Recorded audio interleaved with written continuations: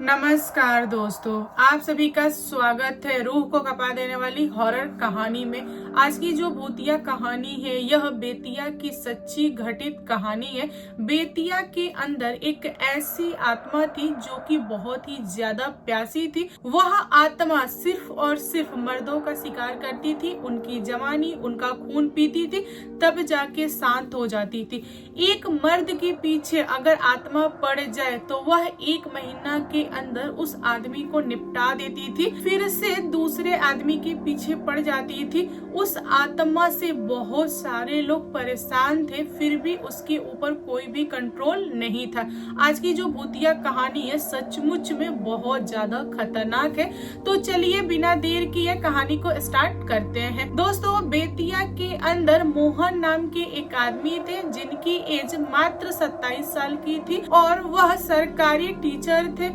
एक दिन उनके यहाँ बारात आई क्योंकि उनकी भतीजी की शादी थी और जो गांव के बारात होते हैं वह ज्यादातर स्कूल वगैरह पे टिकाए जाते हैं। यहाँ पे मोहन जी के घर की जो बारात थी वह स्कूल पे टिकी थी। मोहन जी के यहाँ शादी धूमधाम से हुई और उनकी भतीजी की विदाई भी हो गई। और रात के 3:30 बजे मोहन जी गए स्कूल पे यह चेक करने के लिए कि सारे बाराती चले गए हैं या कुछ बाराती है। वहाँ पे उन्होंने पाया कि सब कुछ सही है, सारे बाराती चले गए हैं। देन मोहन ने अपने गांव के लड़कों लोगों को बोला कि जितना भी कचरा फैला हुआ है स्कूल पे सारा समेटो, फेंको, उसके बाद तुम लोग जाके आराम करो क्योंकि तुम लोग पूरी रात जगे हो। जो कुछ भी काम रह जाएगा स्कूल का उसे मैं निपटा के सुबह 5 बजे के आसपास आ जाऊंगा। तो गाँव के जितने भी लड़के उनके साथ गए थे वे सारे अपने अपने काम निपटा के घर भाग गए और जाके सो गए। यहाँ पे मोहन जी स्कूल पे अकेले बच गए और स्कूल का जितना भी काम था लगभग सब खत्म हो गया था। छोटा मोटा काम था तो उसको निपटाते निपटाते सुबह के 4:30 हो गए। फिर मोहन जी ने डिसाइड किया कि यहाँ का सारा काम खत्म हो गया है तो मैं घर चलता हूँ और घर चल के थोड़ा सा आराम करूंगा क्योंकि काफी समय तक जग गया हूँ तो मेरा सर दुख रहा है। फिर मोहन जी स्कूल से निकल गए घर के लिए और रास्ते में उनके यहाँ एक पुल पड़ता था, वही पुल लेके वे आ रहे थे। तभी उनकी नजर पुल के ऊपर पड़ी और वहाँ पे एक लड़की बैठी हुई थी। मोहन जी ने सोचा कि सुबह के 4:30 बजे वो भी सुनसान सड़क पे एक पुल पे एक लड़की बैठी हुई है, कहीं इसको कोई प्रॉब्लम तो नहीं, कहीं इसके पति ने इसको घर से बाहर तो नहीं निकाल दिया, यह किसके घर की रहने वाली है। पुल पे अकेले लड़की का बैठना ठीक नहीं है, मुझे बात करनी चाहिए। यही सोच के मोहन जी ने उस लड़की से बात की और मोहन जी ने पूछा कि तुम कौन हो, कहाँ से आई हो, कोई प्रॉब्लम हो तो मुझे बताओ, कोई समस्या है क्या। उस लड़की ने मोहन जी को बोला कि नहीं, मुझे कोई समस्या नहीं है, मुझे आदत है सुबह उठने की और सुबह उठ के मैं टहलती हूँ तो बस मैं वही कर रही थी, मैं थक गई इसीलिए पुल पे बैठ गई। यहाँ पे मोहन जी ने उस लड़की की खूबसूरती देखी तो ये पिघल गए। इन्होंने उस लड़की से सवाल किया कि तुम किसके घर की रहने वाली हो। तभी उस लड़की ने सामने वाला घर दिखाते हुए इशारा किया कि मैं उपेंद्र जी की साली हूँ, मैं यहाँ पे आई हूँ अपनी बहन की सेवा वगैरह करने के लिए क्योंकि वह माँ बनने वाली है। यहाँ पे मोहन जी को यकीन हो गया क्योंकि मोहन जी ने पहली बार इतनी खूबसूरत लड़की अपने गाँव में देखी थी। क्योंकि मोहन जी के गाँव में जितने भी लोग थे सबको मोहन जी जानते थे, यह एक नई थी, इसको कभी उन्होंने देखा नहीं था, इसीलिए उन्होंने यकीन कर लिया। और मोहन जी ने बोला कि ठीक है, एक काम करो, तुम घर जाओ, आज दिन में मैं तुम्हारे घर पे आऊंगा तुमसे मिलने के लिए। तब उस लड़की ने बोला कि नहीं, देखिए हमारे जो जीजा जी हैं वह बहुत ज्यादा गुस्साएंगे, आप तो जानते ही हैं कि गांव के लोग जितने भी होते हैं वह लड़कियों से लड़कों को बात नहीं करने देते और मुझे लगता है कि आप पढ़े लिखे हैं इसीलिए आप ऐसा बोल रहे हैं। उस लड़की ने मोहन जी को बोला कि अगर आपको मुझसे मिलना है, मुझसे बातें करना है, दोस्ती करना है तो आप हर रोज रात में आया कीजिए, मुझसे मिल के चले जाइए और किसी को कोई भी दिक्कत दिक्कत नहीं होगा, प्लीज मेरे बारे में किसी को कुछ भी मत बताइएगा, वरना मेरे ऊपर पाबंदी आ जाएगा और मेरे जीजा मुझे मेरे घर भेज देंगे। अगर आप चाहते हैं कि हम दोनों मिले तो आपको शांत रहना होगा। यहाँ पे मोहन जी ने अपना सर हाँ में डुला दिया। उसके बाद वह लड़की मोहन जी को बोली कि देखिए सुबह हो रही है, चारों तरफ रोशनी हो रहा है, एक काम कीजिए आप अपने घर जाइए, मैं अपने घर जाती हूँ। अगर किसी ने हमें देख लिया तो बहुत बड़ा प्रॉब्लम हो जाएगा।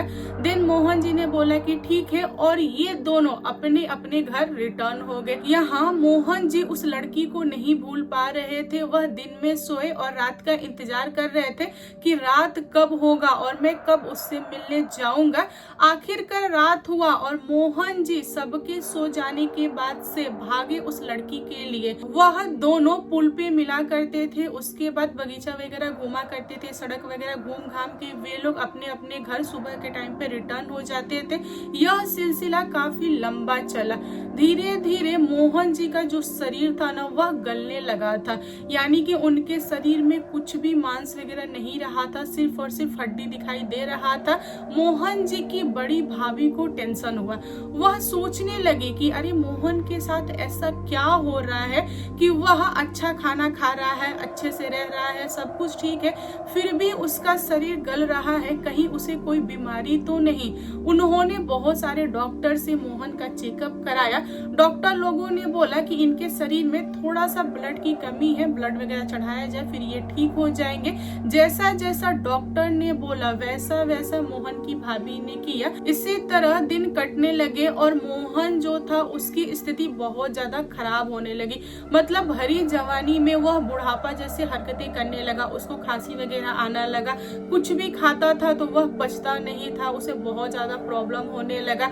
मोहन धीरे धीरे बेड पकड़ने लगा, मतलब कि पूरा दिन बेड पे रहता था, रात रात में थोड़ी सी हिम्मत करके वह जाता था बाहर। एक दिन मोहन की भाभी ने नोटिस किया कि मोहन पूरे दिन घर पे रह रहा है, उसने पढ़ाना छोड़ दिया, उसने कामकाज वगैरह छोड़ दिया और रात में लाठी के सहारे वह कहीं जा रहा है। फिर भाभी ने मोहन का पीछा किया तो उन्होंने पाया कि मोहन अपने ही गांव के स्कूल के पास वाले पुल पे किसी से जाके मिल रहा है और जिस औरत से मिल रहा है वह औरत सफेद कपड़े पहनी हुई है। यहाँ पे मोहन की भाभी को झटका लगा। वह सोच में पड़ी कि इतनी तबीयत खराब होने के बावजूद भी मोहन उस लड़की से मिल रहा है, आखिर वह लड़की है कौन, मुझे भी देखना चाहिए। यहाँ पे मोहन की भाभी उस लड़की के करीब पहुंची, तभी वह लड़की मुड़ के मोहन की भाभी को देखी। यहाँ पे मोहन की भाभी को झटका लगा, उनके रोंगटे खड़े हो गए, वह लगी चिल्लाने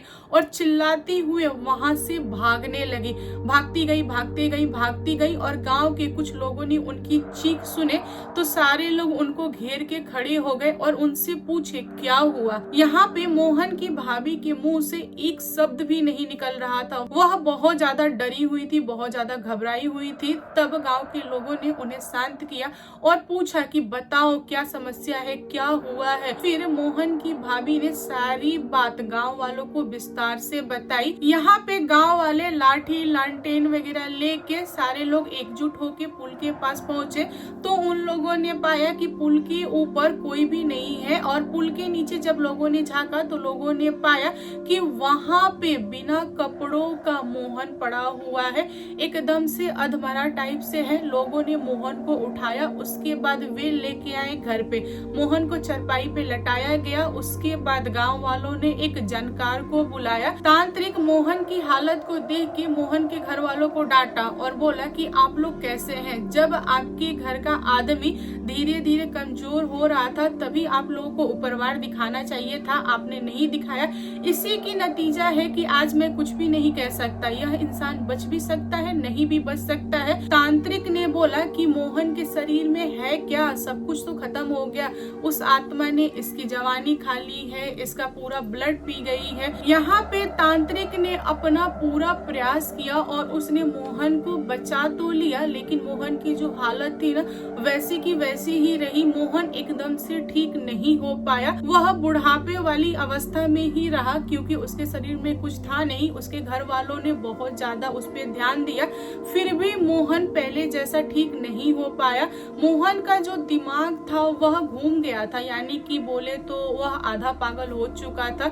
वह सिर्फ और सिर्फ उस लड़की के बारे में सोचता था, उससे मिलना चाहता था। घर वाले मोहन को जबरदस्ती पकड़ के घर के अंदर बांध के रखते थे और जो तांत्रिक था उसने मोहन को ताबीज वगैरह पहना दिया था। तांत्रिक ने मोहन के घर वालों को बता दिया कि देखिए, मोहन के पीछे अब वह आत्मा दोबारा नहीं आएगी, क्योंकि मोहन के शरीर में कुछ भी नहीं है, इसीलिए आप लोग निश्चिंत हो जाइए।